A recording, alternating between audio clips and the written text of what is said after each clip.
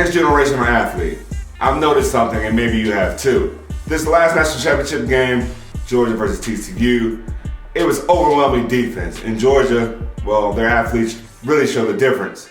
The best players are deciding to play on the defensive line, changing the game from not only having to have a good quarterback, but you have to have a defensive unit that has 3 to 4, maybe even 6 defensive linemen that can get after the quarterback.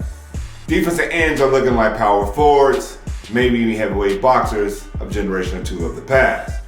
Things started to change with a guy by the name of Javon Curse, and maybe before that. These long, lanky guys that have counter moves, forward move, know how to bend and get to the quarterback and cause chaos with turnovers. From the likes of Hutchinson, the first pick overall, to even guys like Bosa and the many more. It's not only about the quarterback anymore in the National Football League. It's about that defensive player that can make that quarterback make a decision in 2 seconds or less. It's be interesting to see if the skill player become obsolete. Defensive end, do they become the main attraction?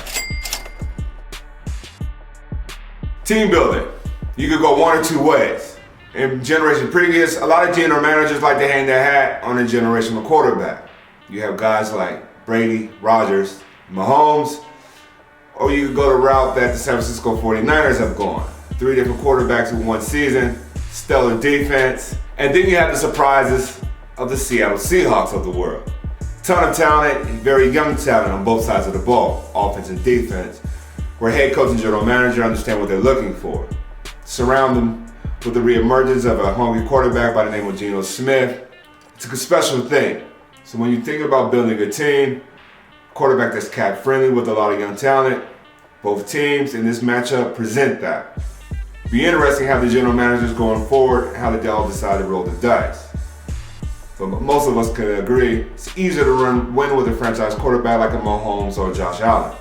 But if you had to start from scratch, you'd rather start with the young talents that fit your scheme, that you believe that you can coach and mold. Hard to win when one player is taking the lion's share of the salary.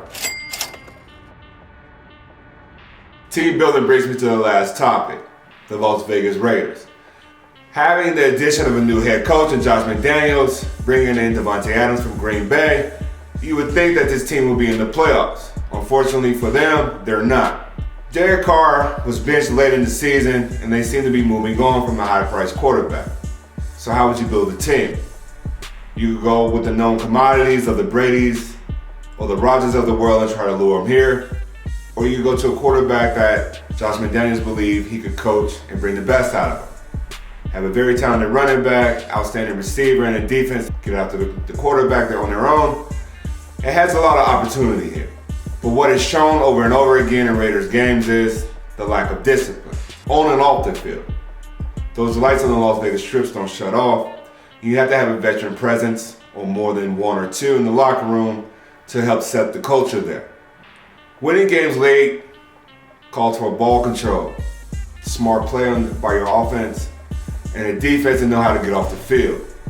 Raiders shown us many times this season that they were unable to do that. Looking into the future, I'll be interested to see what direction they go.